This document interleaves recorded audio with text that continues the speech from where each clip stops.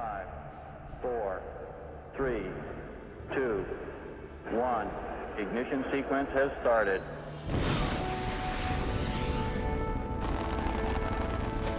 Liftoff. We have liftoff.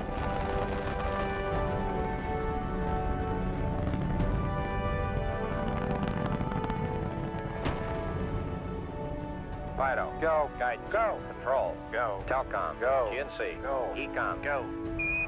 The Eagle has landed. We copy you down, Eagle. It's one small step for man, one giant leap for mankind. In the beginning, God created the heaven and the earth. And God said, let there be light. And there was light. Okay, Houston, we've had a problem here. Say again, please. Oh, Houston, we've had a problem. And it's been a long way, but we're here. Okay, are you guys ready? Here we go. It might sound corny, but the view is really out of this world. I believe that this nation should commit itself to achieving the goal, before this decade is out, of landing a man on the moon and returning him safely to the Earth. No single space project in this period will be more impressive to mankind or more important for the long-range exploration of space, and none will be so difficult or expensive to accomplish.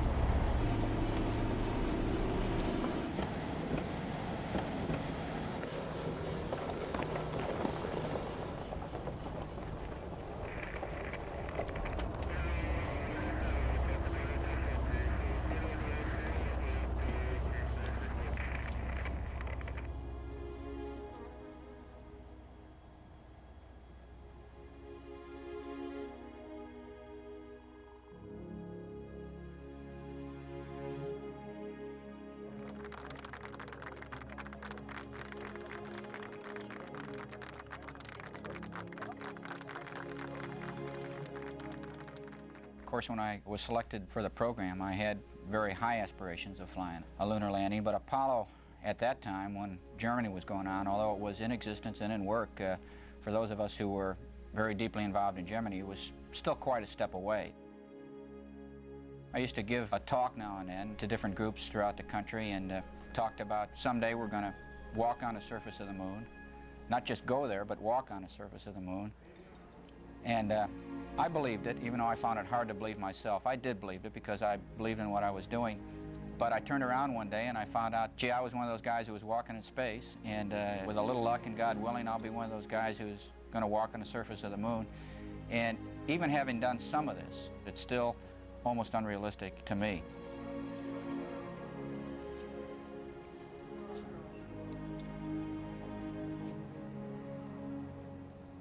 In spite of the fact that I've had a chance to fly a couple times and I've been close to the moon, I haven't made that moon landing, and believe me, it's no easier today than they were in the past, and certainly they're not for a crew who's never made that lunar landing before.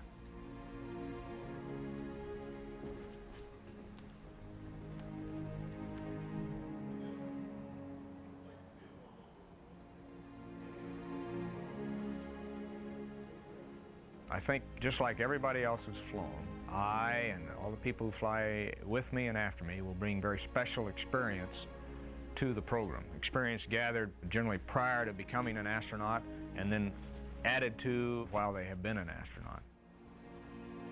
My experience just happens to be in the field of geology, and in particular in the observation of materials of the Earth as they exist in the field. That's what basically a field geologist does. In the case of exploring the far frontiers of space, a geologist has an advantage. It's because that's his livelihood and that's what he's been doing most of his life.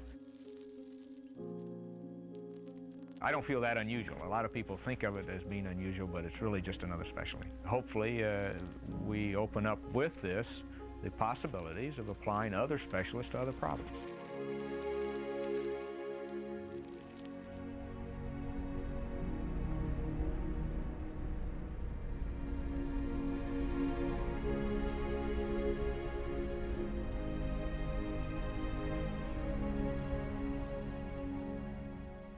Apollo 17 is what we call a J mission series, or it's a follow-on to Apollo 15 and 16, where we really sort of change the capability of the spacecraft.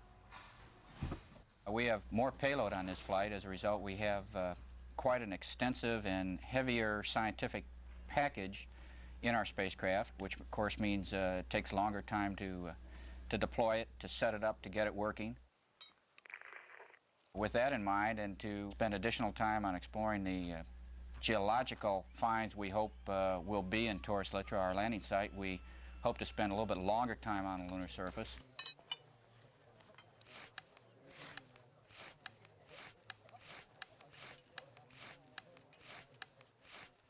We added a lunar rover to the lunar module so that we could go further distances from the lunar module after we landed, get in areas in terms of geological exploration and exploration of the moon that we couldn't get to before.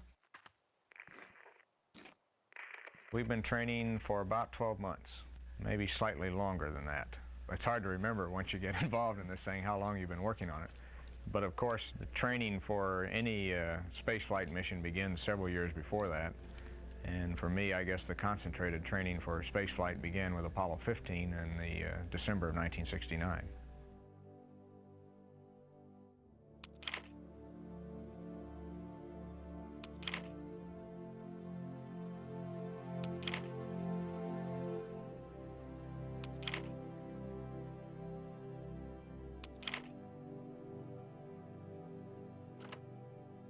This is Apollo Saturn Launch Control. We're T-minus 1 hour, 22 minutes and counting. Out at the pad, the space vehicle is surrounded by searchlights producing some 225 foot candles of light. At liftoff, approximately 7,500 foot candles will be produced from the flame of the Saturn V engines. This is almost equivalent to daylight. Our countdown continuing to go smoothly now as we approach the 1 hour mark. This is Kennedy Launch Control. Some people think that because Apollo 17 is the final Apollo lunar landing, that it should be a spectacular of some kind, so someone decided that it would be a night launch. Well, it is a night launch, but it was not planned that way. It really came out by accident. The fact that you pick a landing site, and our landing site is in a relatively remote area of the moon in the northeast corner, the launch time of day is really dictated to us. Nevertheless, that night launch is going to be very, very exciting, as much so for the people who are watching it as the three of us who have the opportunity to fly it. This launch will be aiming Apollo 17 for the Taurus Littrow area of the moon, named after the Taurus Mountains in southern Turkey and the Austrian astronomer Littrow. The site is expected to yield some of the oldest and some of the youngest lunar samples returned during the Apollo flights to the moon.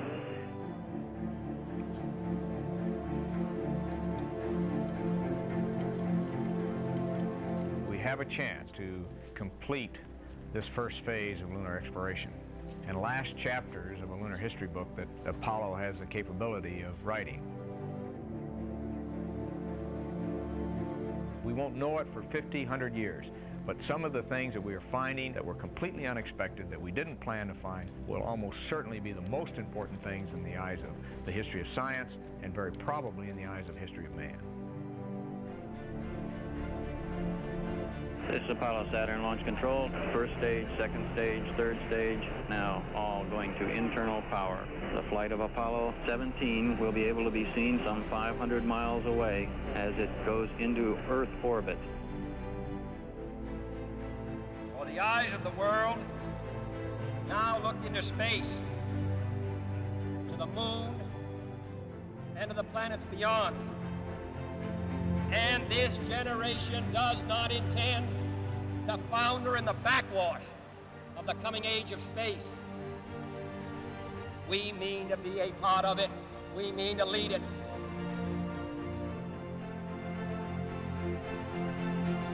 Entering the final phases of the countdown, various elements of the team reporting in with their go, no-goes for launch. First stage reporting they are go. Range safety, they are go. Launch director Walter Caprian has given a go for launch. Apollo 17, the launch team wishes you good luck and Godspeed. Go music, go. Vanguard. 25 seconds and counting. We are still go. There you go. 20 seconds. Guidance alert. The guidance system now going internal. 15, 14, 13, 12, 11, 10, 9, 8.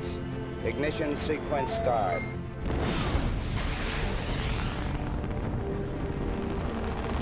5, 4, 3, 2, 1, 0. Liftoff. We have liftoff.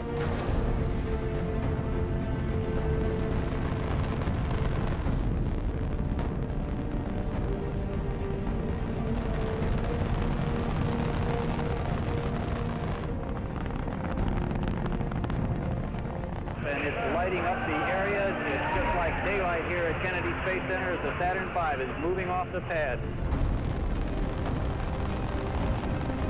It has now cleared the tower. There goes the tower. Ah, there she goes. Roger the tower, you're going right down the pipe, 17. We're in a roll, Bob. Roger, Gino, looking great. Thrust good on all 5 engines. Okay, 17 is go. Roger, 17, you're go. First stage looks good. Altitude 1.1 miles. Mark, mode 1 Bravo. Roger, 1 Bravo. Roger, Gene, you're looking great. Right down the line. 17 Houston, your times are nominal. Nominal times. 8 plus 36 and 9 plus 20. Roger. Let me tell you, this night launch is something to behold. Crew will experience maximum G-forces of about 4 Gs at shutdown. Stand by for mode 1 Charlie, 17. Coming up on first stage shutdown.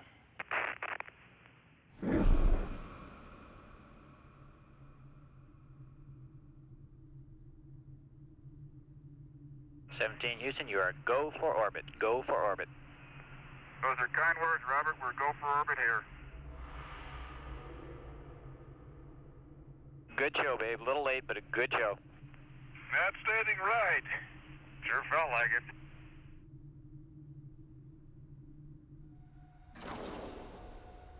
We've confirmed Apollo 17 is in a near nominal orbit. The translunar injection burn is targeted to last 5 minutes 51 seconds, accelerating Apollo 17 to the required speed to get it into an orbit that'll intercept the moon.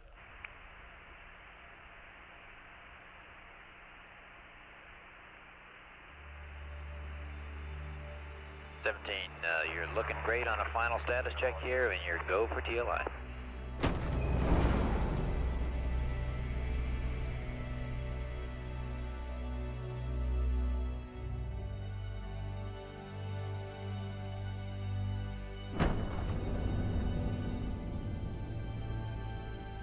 Houston, you're looking good, and the thrust is go. Booster reports the thrust looks good on the S-4B. The velocity increasing, up now to 26,000 feet per second, beginning to climb ever more rapidly. This burn was initiated at an altitude of about 97 nautical miles above Earth. When finished, the spacecraft will be at about 150 miles above Earth and on its way to the moon, some 213,000 nautical miles away.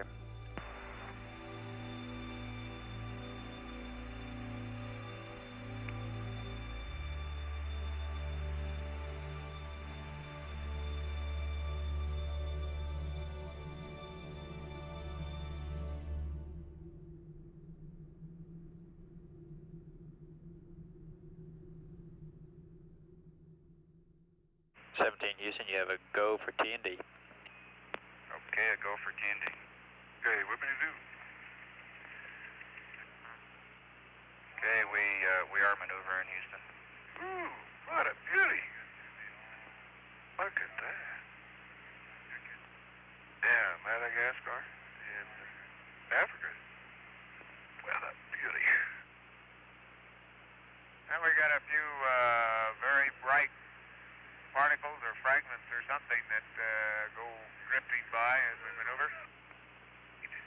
like the 4th of July out Ron's window. No, but we've got the booster and his sheep pretty. Challenger's just sitting in her nest. Roger.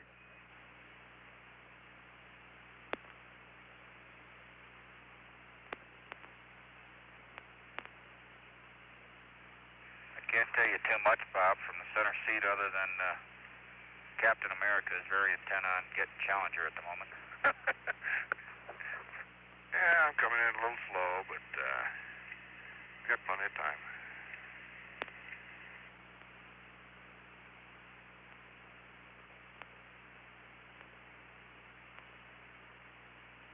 Ron Evans now at the controls of America, moving in for the docking with the Lunar Module Challenger. Let's suck it together. Ready. She's lined up, not bad. Okay. Prime 1. Mark it, stand by. There she comes. Okay, we got it. Oh, man, did we? Capture Houston. Roger.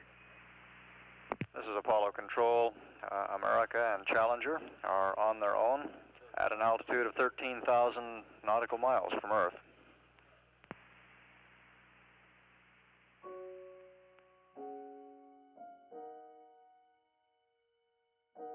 '17 to us, to the crew, is probably best summed up in the meaning of our patch as we designed it and as the ideas that we put into it. We felt certainly that Apollo 17, in spite of the fact that it's the last flight in the Apollo program, is really not the end, but rather the beginning.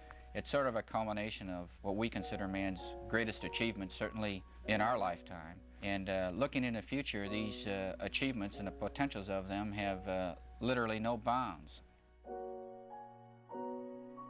We have the God of Apollo on our patch.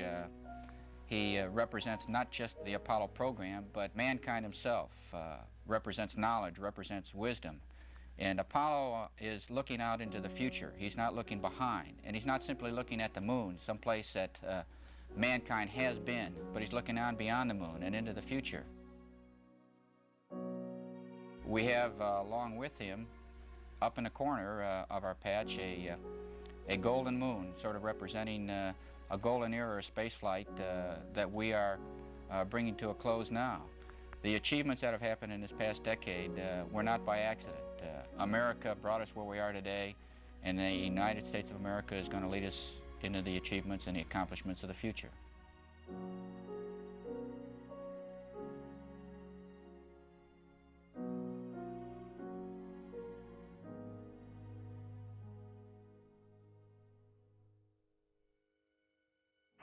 This is Apollo Control. Cernan and Schmidt have gone aboard the Lunar Module Challenger, going through the housekeeping transfer of items from the command module into the lunar module, and we'll proceed with the checklist of activating the spacecraft communication system. Evans had the detail of removing the probe and drogue earlier, but he's by his lonesome back in the command module.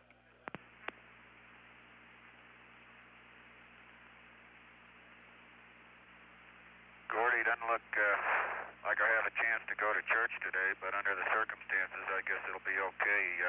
Next time he's a good father, you might have him put a good word in for us. Okay, I'll do that.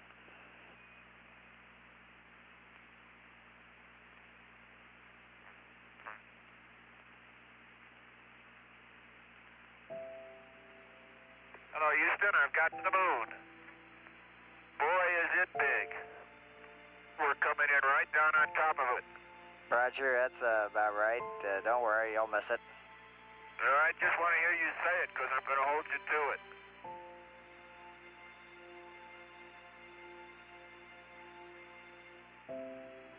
Hello, America. How do you read Houston? Over.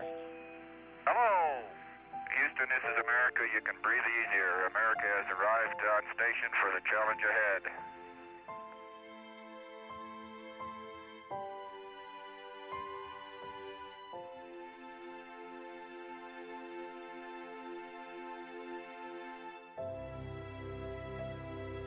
Challenger Houston, you have a go for undocking and SEP.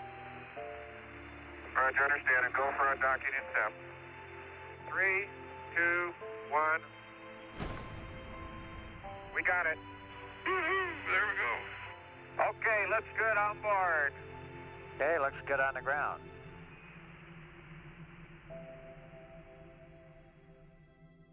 Well, the landing site of Apollo 17 Taurus Littrow is, and I'm speaking from the guy who's actually going to fly the spacecraft to land it, is very, very challenging.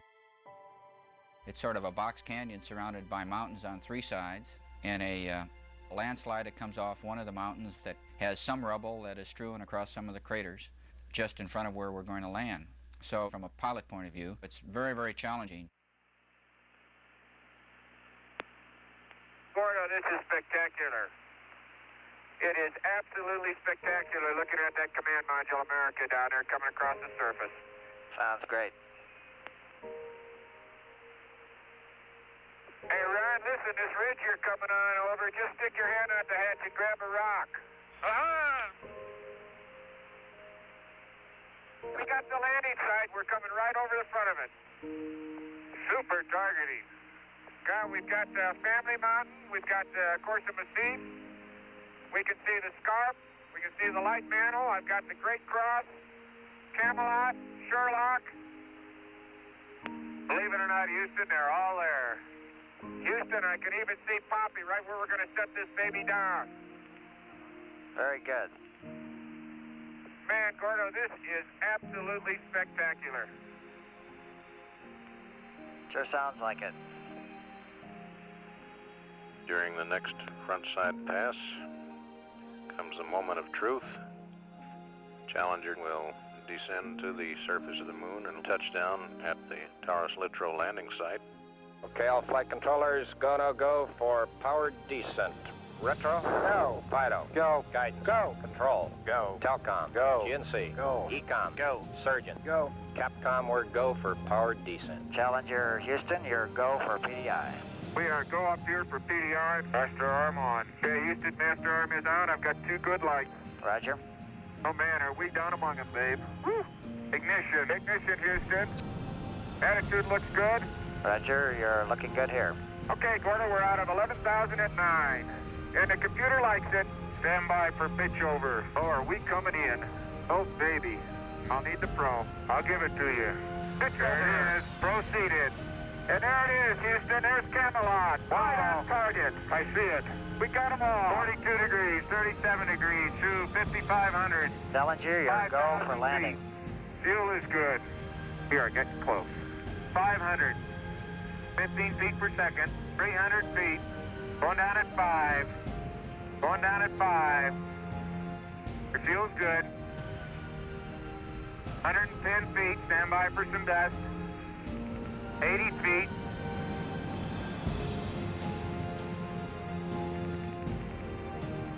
Getting a little dust. 40 feet. Going down at 3. Very little dust. Very little dust. Stand by for touchdown. Fuel's good. 20 feet. Stand by. 10 feet. Contact. Engine stop. Engine arm. Proceed. Command override off. Mode control ahead. Hold. Pings auto. Okay, Houston, the Challenger has landed. Roger, Challenger, that's super. Boy, you bet it is, Gordo. Boy, when you said shut down, I shut down and we dropped, didn't we? Yes, sir. But we is here. Man, is we here. How's that look? Pressures look great. Manifolds right on. Brian, I had the meatball all the way. Beautiful. Jack, are we going to have some nice boulders in this area? Okay, the old camera's off. Okay.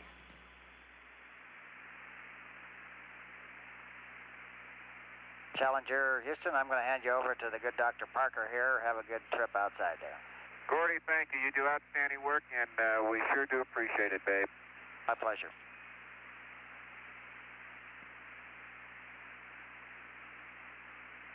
I think we're getting to our favorite part here.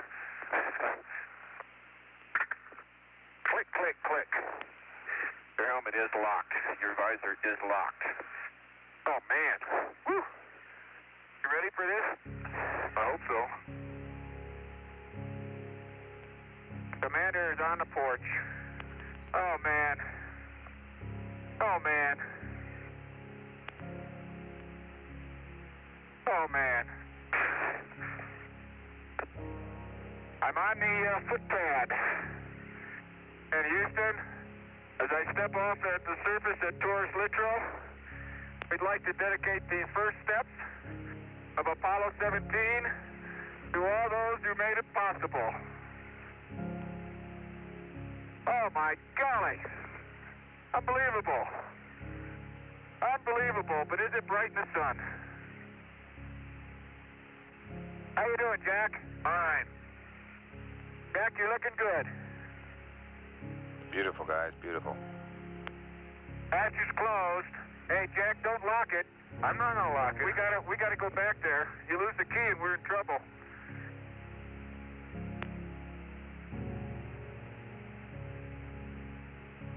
Well, I tell you, Gene, I think next generation ought to accept this as a challenge. To see them leave footsteps like these someday. A geologist's paradise, if I ever saw one. I never thought I'd do geology this way.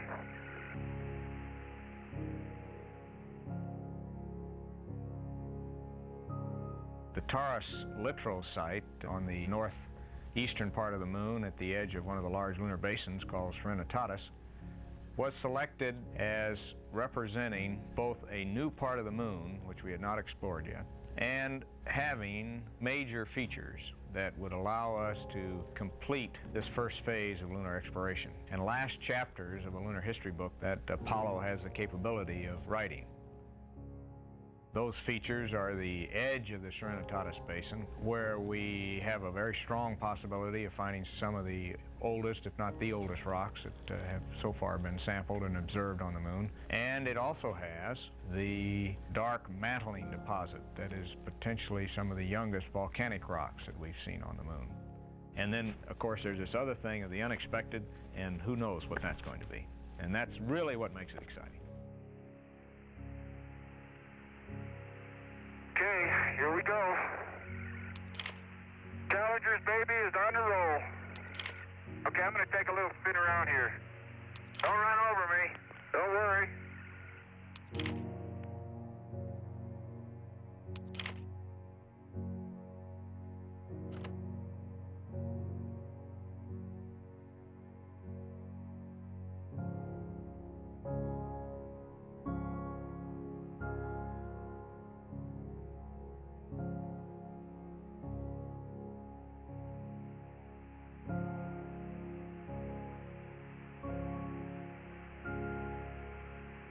This rover's getting tested for what it was built for now.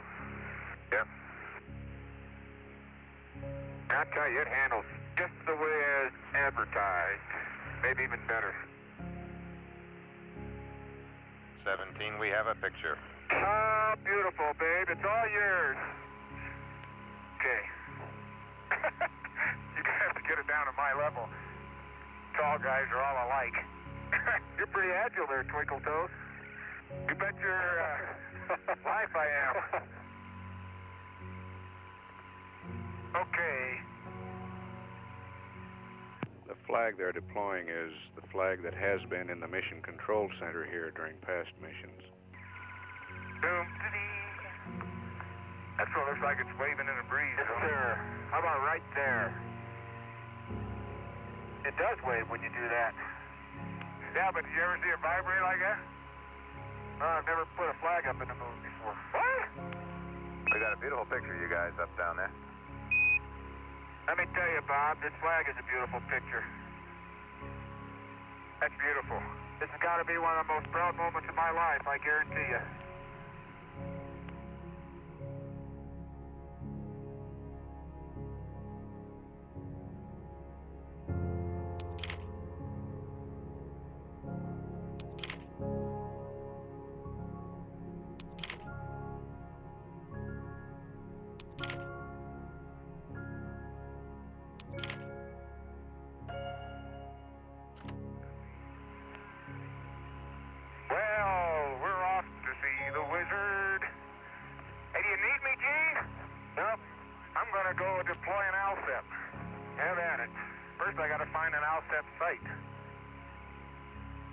Schmidt carrying the Alsep about 100 meters east of the LEM.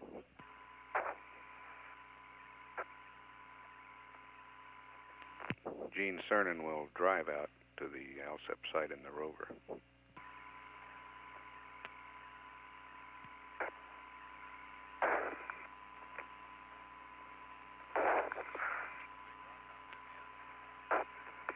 I say there, Jack, that looks like a big rock out there beyond you. That's the one we were talking about earlier. We believe you now. Oh, you won't believe it. Oh, there goes a fender. Oh, shoot. Okay, was it the rear fender, Gino? Yeah, I caught it with my hammer and it just popped right off. Well, if it wasn't for that fender, I'd be ready to go. Makes me sort of mad. A little piece of the rail is cracked off, and I'm just going to put a couple pieces of good old-fashioned American gray tape on it. See whether we can't make sure it stays, because I don't want to lose it. Except the old-fashioned American gray tape doesn't stick to lunar dust-covered fenders.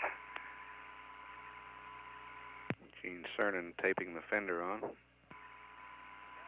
I never thought I'd be out here doing this.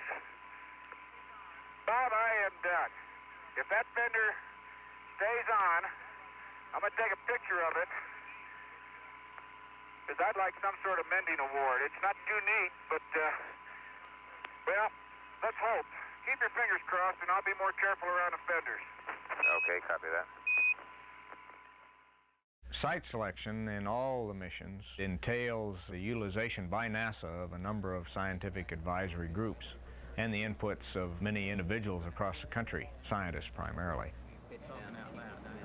From the scientific point of view, in terms of the instruments that we're going to place on the surface, the landing site was picked because it gives us a tremendous network of scientific instrumentation that is still active from all the previous Apollo missions, spread across the face of the moon. We can see activity of earthquakes and meteor impacts, and it gives us a pretty good cross-section to pinpoint where this activity is and exactly what's happening.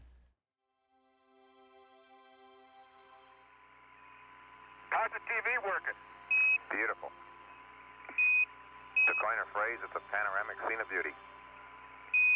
Oh, come on now, Bob. Say, Bob, what do you think of the terrain? Looks flat. Looks very flat and smooth. That's why you're an astronomer. Oh, well.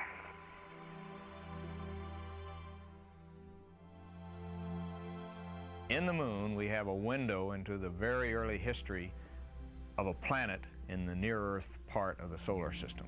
From 3.3 billion years ago back to, say, 4.6 billion years ago, that is a history which is almost totally obscured to us on Earth. On the moon, that's where lunar history starts, and that's why it's exciting to Earth scientists who have for years been trying to find out what happened to the Earth in that very early time, and an understanding of the processes that really affected the total distribution of materials on the Earth. And it's in those materials that lie our resources, and in the long-term understanding of the Earth so that we can exploit those resources and exploit them in obviously a now, I think, a much more enlightened way than maybe we did in the past, but nevertheless we must exploit them in order to preserve the civilization we're used to. That's reason number one, a little bit involved, but it is probably the primary material justification, scientific justification for going to the moon. Secondly, and equally important related to the Earth, is an understanding of the history of the sun.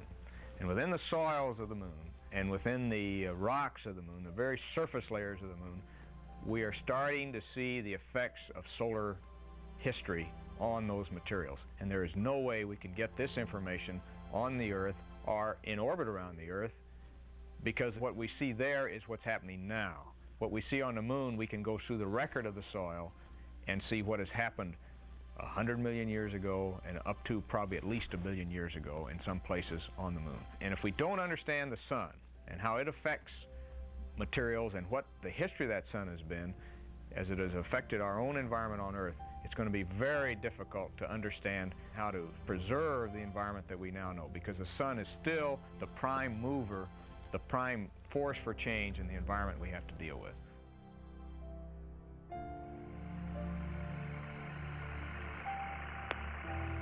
Well, Bob, I hope I can drill you a couple good holes. And I know you do too. Cernan drilling 2 8-foot holes for the heat flow experiment. Hey, Bob, it's obvious that I'm going through some pretty tough stuff. Yeah, Roger, we're seeing that, Gino. Looks interesting. Yes, sir. Really working down there, huh? Oh, you betcha, man. I'm in something tough down there now. Woo! What bore are you in? Number 3. Oh, where do we find such men? If I let go of that drill and I wasn't anchored to the ground, it'd throw me over the massif. It's funny how for every action there's an equal and opposite reaction, isn't it? Hey, I've heard that before. Oh, man. Yeah, that's what I've been doing. Oh, no. Come on, baby. Now that I got it. Okay. Stay there. Okay, back. Thank you. Boy, Gino, that's what you call getting down into your work. Bob, I'll save my comments till later. Oh, me oh my. We got 3 cores, we got the neutron flux down, and we got 2 heat probes, and an ALSEP. Bob, I feel pretty good about that. That makes me feel pretty good. Okay, congratulations.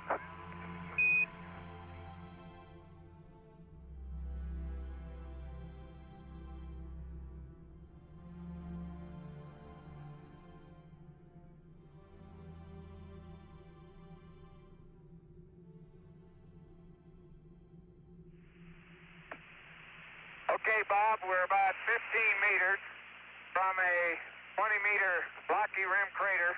It's about 3 to 4 meters deep.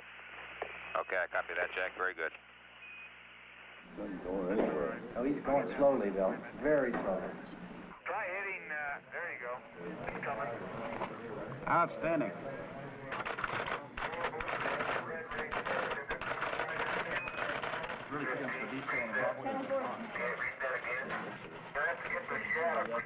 The foreground features are somewhat different, simply because they were farther up under the hill, I think. But otherwise, that's remarkable.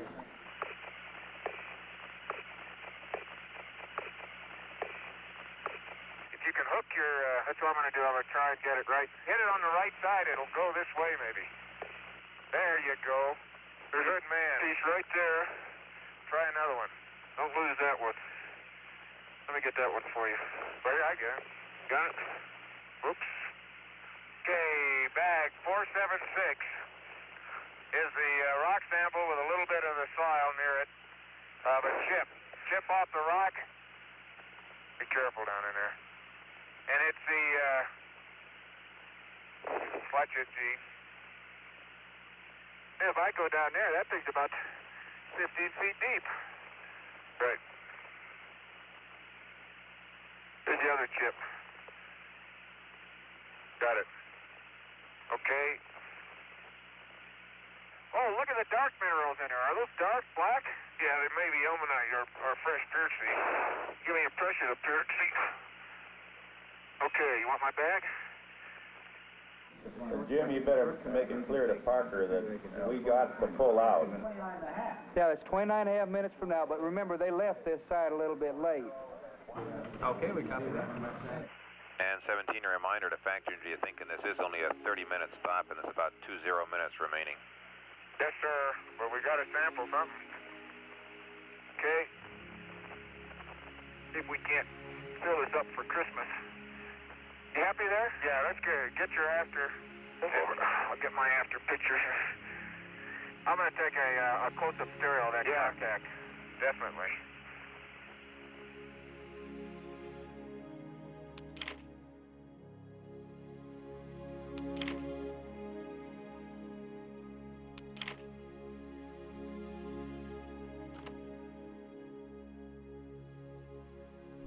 So what I really bring as a specialty is the ability, hopefully, of being able to integrate what I see, which in turn not only tells me what I should sample or what I should say or what I should photograph about what I see, but it will lead me to other observations. And this is something you gain by experience, no matter what field you're in. Field geology, aircraft flying, test piloting, botany, poetry, law, you name it. What you gain by experience is the rapid synthesis of what you're exposed to and a projection of that exposure into the next step.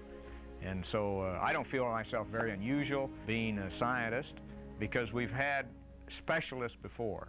And I'm really a geologist going to the moon, and we've got other types of scientists going on the Skylab program. Physicists, solar physicists, a medical doctor. We're just gradually evolving a phase of the exploration of space where we're now trying to apply specialties to the particular problems we have to deal with. I was strolling on the moon one day in the merry, merry month of December. Now, May's the month. May, that's right. May is the year of the month. When, much to my surprise, a pair of bunny eyes.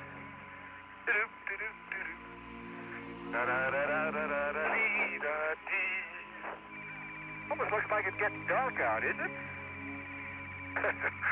Hope not. Or we is in trouble.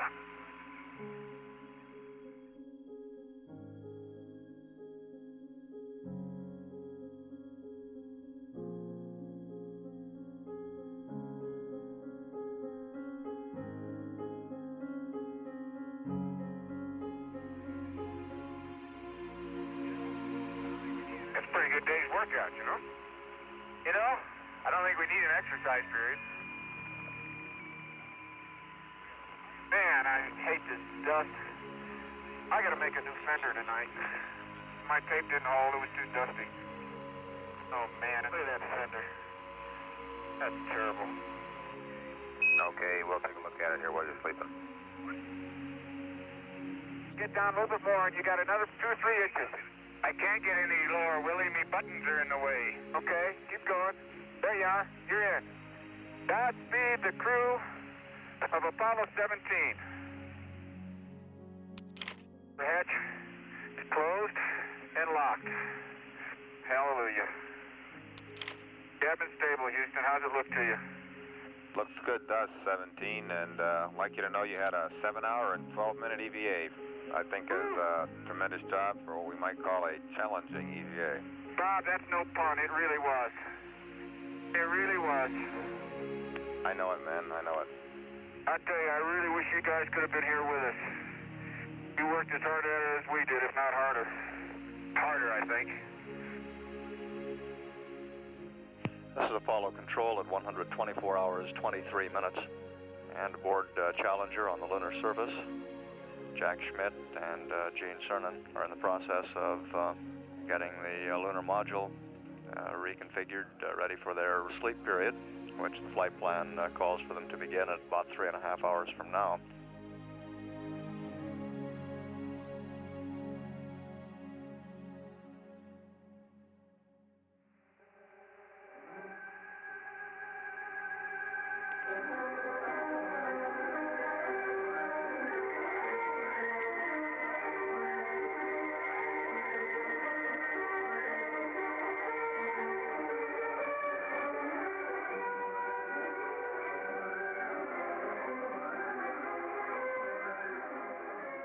Good morning, Challenger.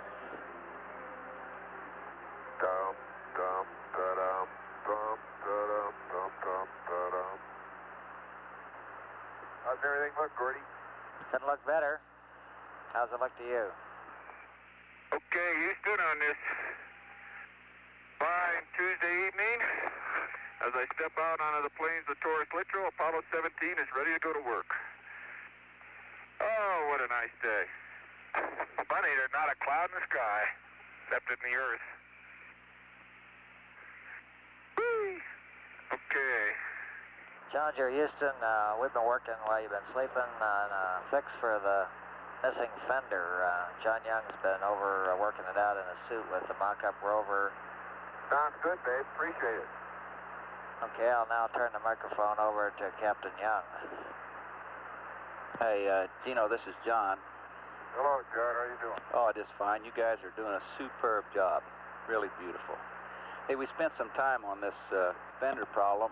and worked out a pretty simple-minded procedure, which involves essentially taking 4 of those lunar surface maps, taping them together with gray tape so that you end up with a piece of paper about 15 inches by 10.5 inches, and clamping the edges of it on top of the fender with the AOT lamp clamps. It's simple and straightforward, and the beauty of it is you're only spending about 2 minutes in the clamping operation, and it could save you up to about 12 dusting, I think, maybe. What do you think? Hey, thank you, Dave. We're going to work on it right now.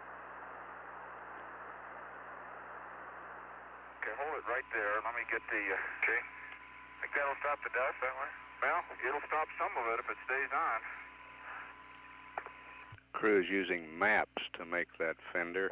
The clamps are from the optical alignment telescope lamp. As you can see, it's only a paper fender, but the moon is real. I'll hold it right there while I clamp it down. Man, that's tight. I think that'll stay. I think it'll stay. Okay, The maps are configured. sounds like a good attempt, men. We'll hope it works. Does that look good to John from what he did? It looks exactly what he did, he says. We gotta take a picture of that fender if it works. Wait a minute. Gene, you're good as is. We're ready for you guys to go.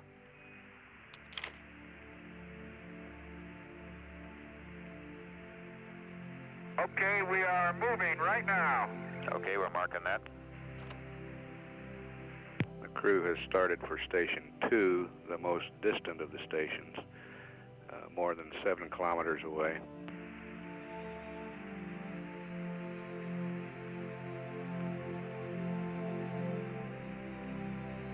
It's a little rocky out here. Yeah, it sure is.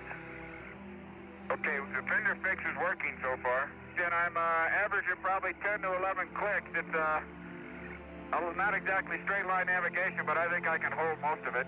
Roger, beautiful. The Taurus Littrow site for Apollo 17 is one where at the mountain front you'll be hearing the names South Massif and North Massif as we explore that part of the moon. At these fronts or massifs, there is an excellent probability, because of the impact event that formed the Serenitatis Basin, we will see rocks that form the early lunar crust. The big emphasis there will be to see these very old rocks that will help push this history book of the moon back right up to the very earliest possible time that we can examine on the moon that we know about, potentially as old as 4.4 or 5 billion years old. Hold it, Jack. Oh, watch it. Hold it, hold it. You can go around that one. Yes, you betcha. Woo! Gonna wrinkle your toes now. Oh, I wouldn't worry, Gene. Okay, the surface is not changing in terms of the detail, the surface texture of the fine-grained regolith. Most of the brightest craters have a little central pit in the bottom, which is glass lined. Look at that crater. Woo! Oh, man, it's Shivets. Woo! Boy, I tell you, are those massifs getting to look big now? Holy smoly. Man, this has been a trip. Man, I tell you, you know, we're really up on top of this thing. You guys been driving 64 minutes. Well, we're almost ready to park. Okay, beautiful. We're right where we wanted to be for Station 2, and it looks like a great place. They park. Station 2 is right at the base of the South Massif.